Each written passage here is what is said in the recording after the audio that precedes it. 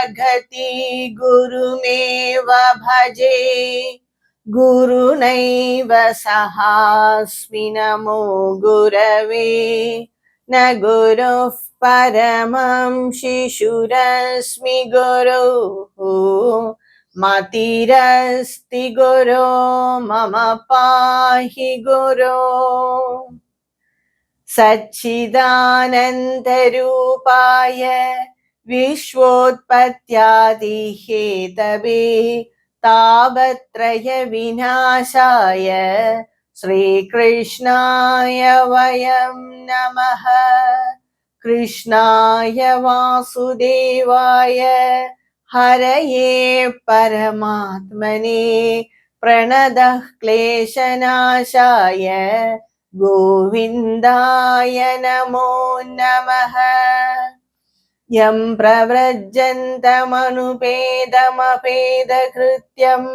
Dvaipayano Virahakadara Ajuhava Putreti Tanmayataya Taraho Vinedustam Sarvabhudahritayam Munimanatosmi Narayanam Namaskritya Naranchaiva Narottamam Devim Saraswatim Vyasam Tato Jayamudhirayetah Sarvebhyaha Namaskaraha.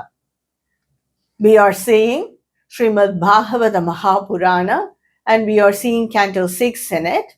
And we saw that Raja Chitraketu, he lost his son. He was poisoned. That son was poisoned by his other wives.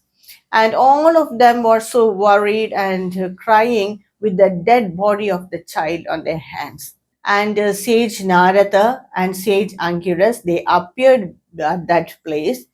And Sage Angiras said that whatever worldly benefits or worldly desires you have, all that are temporary like this. And Sage Angiras said to Raja Chitraketu that, Rajan, I already said that this child will be the cause for your happiness as well as for your worry.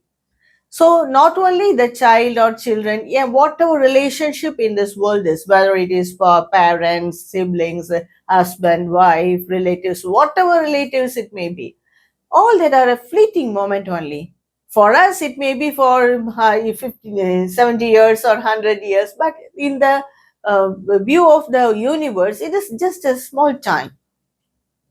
Not only relationship, whatever we have, whatever we earn, everything is only momentarily. It will be there for some time. And after some time, it will go off. It will be either destroyed or will be destroyed by someone else. So anyway, it will not be there. So there is no need to worry for this. You must concentrate on the Atma. You must try to understand the Atma, like the sage Angiras said. And at this junction only, Sage Narada initiated to Raja Chitraketu the Sangharshana mantra. And after that, Sage Narada, he just showed the subtle body of that dead child to Raja Chitraketu and his wife and his worrying relatives. Sage Narada, using his yogic power, he said, Hey Jeevan, please come and appear here and see how your parents and all your relatives are worrying over your death. Please come and enter in this body and rule the kingdom and be with them for some time. Like this, Sage Narada called the subtle body, that is the jiva of that child. The jiva of that child immediately up. So he appeared before them, and you know what the jiva said? Kasmin janmanyami mahyam pitaro mataro bhavat karma vibhramyamanasya devatiryang yonishu. In which janma or in which birth are they my parents? Are they my mata and pita? In which janma, Jai? Like this, the jiva asked. And for that jiva only, they all are crying. And that jiva asked, in which janma are they my parents? A jiva goes take the respective birds as a deva or a Tiryang or animal or birds like that, as a human being, according to his karma, and this jiva is not attached to anything. It goes just like that. It passes on from one yoni to another yoni, that is from one birth to another birth, according to his karma. It is just like the money. At one time, it will be there in one's hand. When the transaction is done, it will go into to the other hands. So just like that, it pass on from hand to hand. Just like that, this jiva is also like that. According to its karma, it takes different births. Yasya yavat sambandho tavat eva mamatvam hi. And the jiva is telling, when you want something, then you feel that relationship. So don't own anyone. We all do that mistake. We all think that this is my child. We own the child. But actually, the child has taken the birth in this family or to this parents to expiate its karma. That's all. It's on its journey, and it is not our own. Maybe for the worldly life, we can say that we have to own the child, but we must not have too much attachment, too much ownership, because actually the child doesn't belong to us. It is on its journey, and in one stop it's been born in our family. That's all. This is one stop for that jiva. After that, expiating its related karmas, it will go off and take birth in another yoni. That's all. It may be an animal or it may be a deva. No one knows about it. And the jiva said, even in that embodied state, the jiva is pure. It is not attached to anyone. And after the death, the jiva passes on. It passes on to another body. At that time, it cannot remember its relationship with the previous birth. It cannot remember its previous birth or the relatives. It is impossible for the jiva. Do we all remember?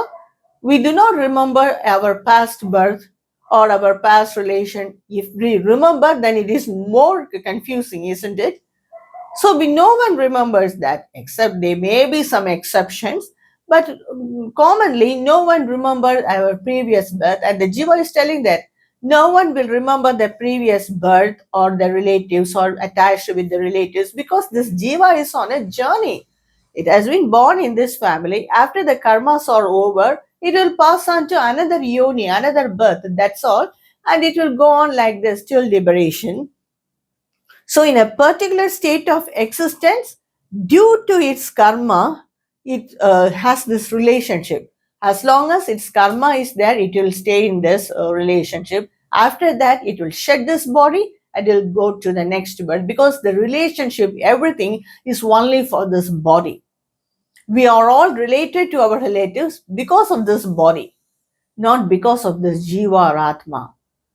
After this body, when we discard this body, that's all. The relationships also gone. And the jiva says, Yesha nityo vyaya sukshma yesha sarvashraya swadrik atma maya gunair vishwamatmanam srujadi prabhu. This is the nature of the jiva. It is nitya, it is eternal. Avyayaha, it is undecaying. Sukshmaha, it is so subtle. Sarvashrayaha, it is everything that is body and mind are dependent on the jiva. And all these things in the whatever we say see in this world are based on this atma. That is, the source is this atma. Swadrika, it is chaitanya. It has that self awareness, and not only its body and mind, even the body and mind of this entire creation is based on this atma, because this atma is Brahman. So like that, the jiva explains about the nature of the atma.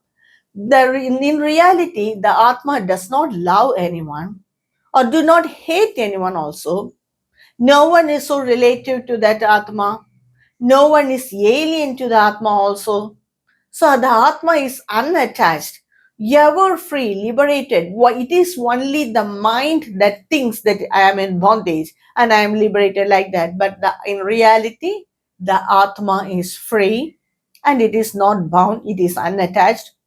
Na datta Atma hi gunam na dosham na kil kriya phalam. It doesn't have any dosham, any negatives or any positives also. It is not attached to any kriya phalam, that is the fruits of the karma. Udasina vadasina paravara drigishwara hai. It does not accept anything. It does not reject anything also.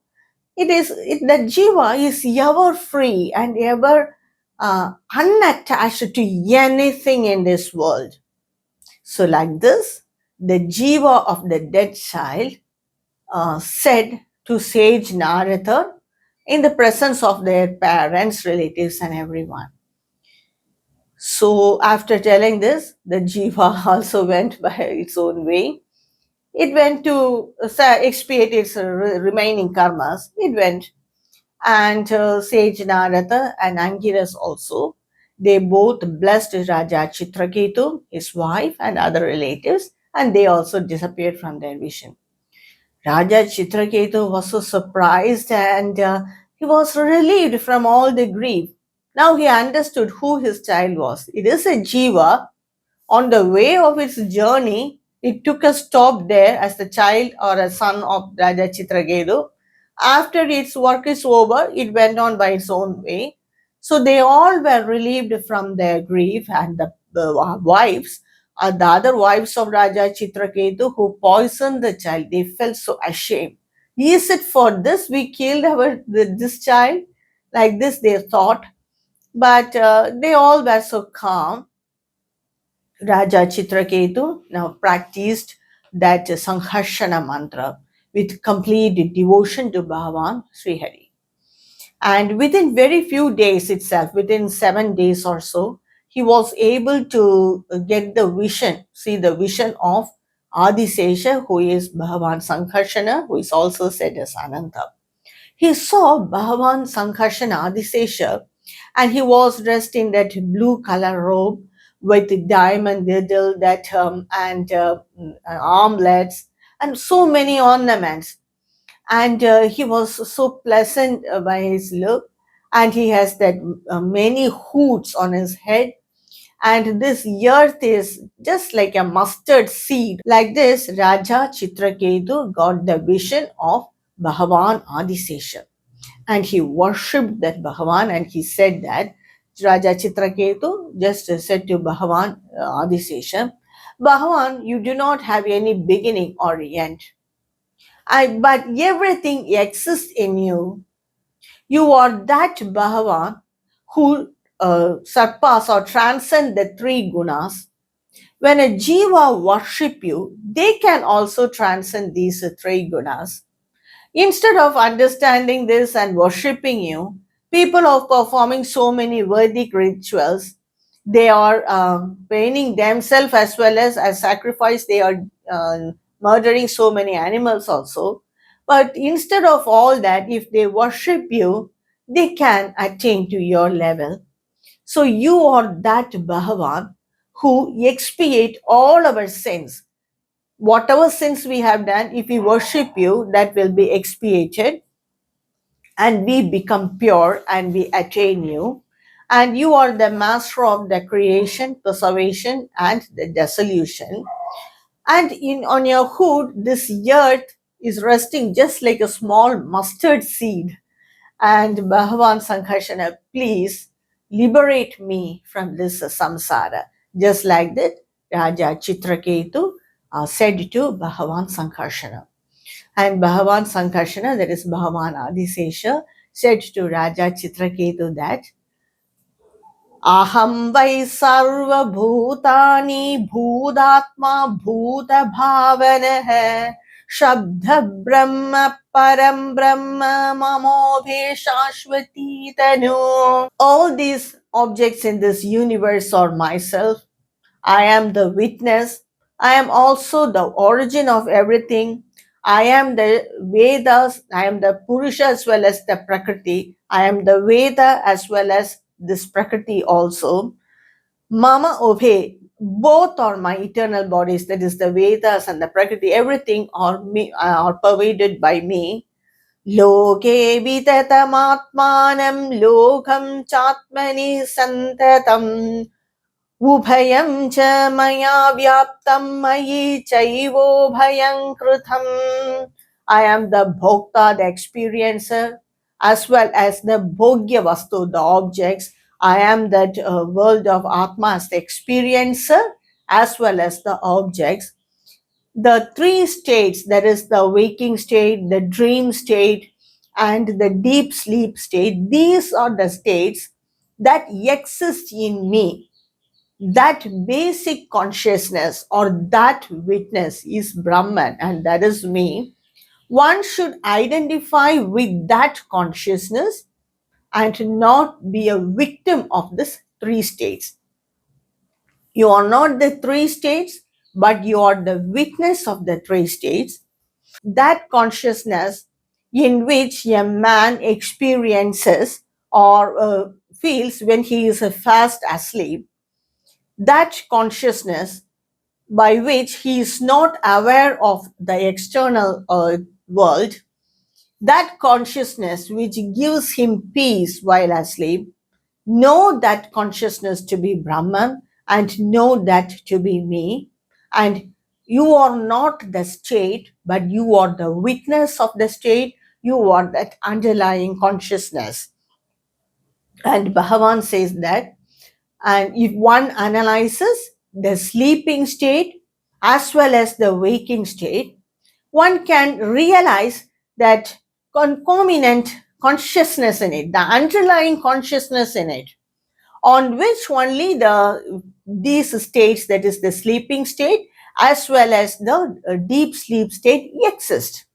So realize that consciousness, understand that consciousness and identify with it. That is Brahman, and it is that consciousness is me. I am the witness of the states, and you are also the witness of the state, but you have to identify it. Like this, Bhagavan Sankarshana said to Raja Chitraketu, and he said, येदेतद् विस्मृतं पुंसो मद्भावं भिन्नमात्मनः ततः संसारयेतस्य देहात् देहो मृतेर्मृतिः. The jiva forgets this. It does not identify with the witness of the states, but it identifies with the state. Because of that only, it lapses into separateness. It becomes separate from me, and when it is separate, then it has to go through all the turmoil of this birth and death and everything. It has to experience all the miseries, sometimes happiness, but it has to take birth again and again. That is the lapse of the jiva, because it doesn't identify with its real state, which is a true state. Instead, it identifies with the unreal state, which is the waking, dream, and sleep state. Like this, Bhagavan Adisesha, the Sangharshana Bhagavan, advised Atma Vidya in a nutshell to Raja Chitraketu, and he disappeared from his vision. Raja Chitraketu understood about Atma Vidya, and by this knowledge and his yogic power, he was raised to that state of Vidyadharas. He was in the beginning before, but now he is a Vidyadhara. Vidyadhara means he will have some power to, just like the yogic powers he will have. And with that power, he mounted on a aerial vehicle given by Bhagavan, and he traveled in the sky like this. And he went to meet Bhagavan Shiva. And when he neared Kailasa, he saw that Bhagavan Shiva is having his consort Devi Parvati on his lap, and he was embracing her. And Chitraketu Raja, who is now a Vidyadhara, he saw that and he was so shocked by this vision and he said, Yesha Logha Guru Sakshat Dharma Bhakta Sharirinam Aste Mukhya Sabhayam Vai Vituni Bhuya Bharyaya. And he said that, what is this? You are the Loka Guru. You are the Guru of this entire world. And you are a Dharma Bhakta. You speak Dharma only. But you are embracing your wife and sitting on a public place. Sabhayam, in a public place, you are sitting like this. Not even a vulgar man will do this. If it is the private, okay, but you are sitting on the sabha, on that public place, and what are you doing? Are you not ashamed like this? Raja Chitraketu asked. Bhagavan Shiva, he was sitting in the Kailasha. And actually, Bhagavan Shiva, he just smiled and kept quiet. But Parvati Devi got very angry. And she said, what are you telling? Are you telling that he doesn't follow Dharma? Bhagavan Brahma or the Sanat Kumaras or the great rishis, they worship him, they adore him. If he doesn't follow Dharma, will they all adore him? Not only he, even Bhagavan Vishnu, he worship him and he respect him so much. But you are telling that he is not following Dharma and he is just acting like a vulgar person? How dare you say that? And Parvati Devi got very angry and she cursed Chitraketu Raja. Adapapiyasiം yonimasurim yahi durmate yatheha bhuyo mahatam na karta putra kilbisham. Because of this, you are durmate, you are an ignorant person. Let you be born in the papi yoni, that is, take birth as an asura. Like this, Parvati Devi cursed Raja Chitraketu. Raja Chitraketu was so humbled by this curse. Actually, he doesn't give much importance for it, and he immediately mounted down from his vehicle and he came near Parvati Devi, prostrated on her feet, and said that, Devi, whatever a person experiences, whether pleasure or pain, another person is not responsible for it. Maybe an ignorant man can think like that, but a wise person will not accept it. Whatever a person experiences, even if he experiences any difficulty or any grief from the neighbors or from the relatives, it is not because of them. It is all because of their karma. And moreover, Yekasrujati bhutani bhagavan atma mayaya येषां बन्धं च मोक्षं च सुखं दुःखं च निष्कलं. That Bhagavan, it is because of his power Maya, we all experience these dualities of nature, sukham, dukkam, pleasure, pain, worry, happiness, all that we experience because of the power of Maya, of that Lord. But that Lord is very much not attached to anything. He is not attached to the Atma. And moreover, what all we experience is only external. It is for the body and the mind. It is not for the Atma. The Atma never experiences any Sukha or Dukkha. It does not experience anything. It is only for the body and the mind. No one is specially dear to Bhagavan, or no one is enemy to that Bhagavan. He is unattached to everything. It is only because of his power Maya we experience all this, and this creation itself is because of this Maya only. So a person who I understand this Atma Vidya, because now only Adisesha Bhagavan advised him about Atma Vidya, so that our knowledge is very fresh in his mind. It is because of the karma one experiences pleasure and pain, and that karma is also on the ephemeral level only. It is the body and mind. It doesn't affect the Atma. So anyway, Devi, I prostrate on your feet, and he said, Atha prasadadena tvam shabamokshaya bhamini yanmanyase asadhuktam mama tad kshamyatam sati. He said that it is not because you have given the shapa and to get relief from this shapa or that curse, I am prostrating before you. I'm prostrating on your feet. It is if I have said any word that hurts you, please pardon me. It is for that I am prostrating before you, worshipping you, not to get relief from the curse, because I know that it doesn't affect the Atma. I'm identifying with the Atma. Whatever comes, if I take the good birth or bad birth, Asuri Yoni, whether it is an Asura or Deva, it is only for the body and mind, it is not for me. Like this, Raja Chitraketu, a wise Raja, he said like this, and he again went off to see Bhagavan Vishnu. And Parvati Devi, before she said, you are going to see Bhagavan Vishnu there in the Vaikunta, such an ignorant person are all not allowed. Bhagavan is a non-egoistic person, like that she said before, but now she also understood, he is a great wise man. So she kept quiet, and Raja Chitraketu went off in his aerial vehicle again. And when he left, Bhagavan Shiva, he turned towards Devi Parvati and said, see, Devi, see the knowledge of the Vishnu Bhaktas. The Vishnu Bhaktas are like that. They are without any fear. They do not care for anything. They are not concerned about anything. They are only concerned about Bhagavan. So that is the Vishnu Bhaktas. And Raja Chitraketu is an ardent devotee of Bhagavan Vishnu. He doesn't care for anything because Bhagavan is with him. And Bhagavan Shiva said, moreover, all this good person, bad person, all these are the valuation done by the mind according to their ignorance. So if we are a knowledgeable person, we do not judge anyone.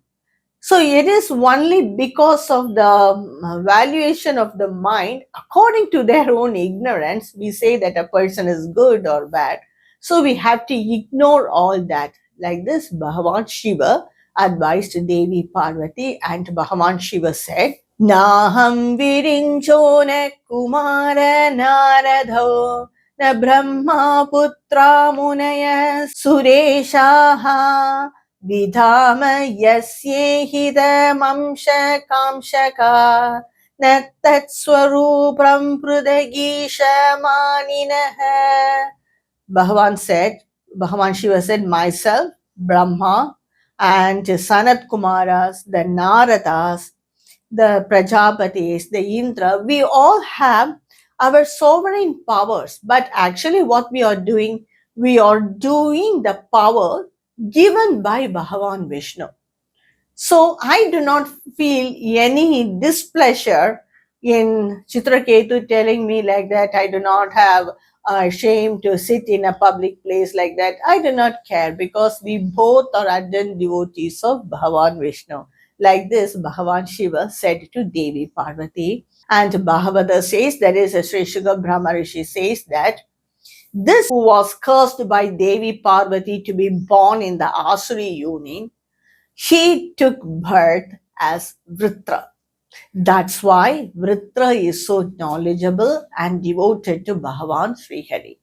Whenever Indra Deva, he attacked him, he said that I'm so much happy to be given this blow by this Vajrayudha. And even if I die on the battlefield, I do not care. If I take birth, I want to be the devotee of Bhagavan Vishnu. Like this advice he gave to Indra Deva. So that is why this Vritra, even though he is an Ashura, he has this knowledge. We all have, isn't it? We all have the knowledge of our previous Janma. We have that in the form of impressions. We may not identify with our previous birth or relatives, but this knowledge once attained will never be lost. So he attained that knowledge, and in the next Janma, he took birth as an Ashura. but this knowledge is not lost from him. That's why Vritra was so knowledgeable, said Suka Brahmarishi to Raja Parikshit. Because Raja Parikshit asked, how come that this Vritra, who is an Ashura, is so knowledgeable? For that, Suka Brahmarishi answered this. So we'll continue the rest of these chapters in this canto in my next video. Om Namo Narayana Kira Guru Bhagavan Namaste. Om Shri Krishna Arpanamastu.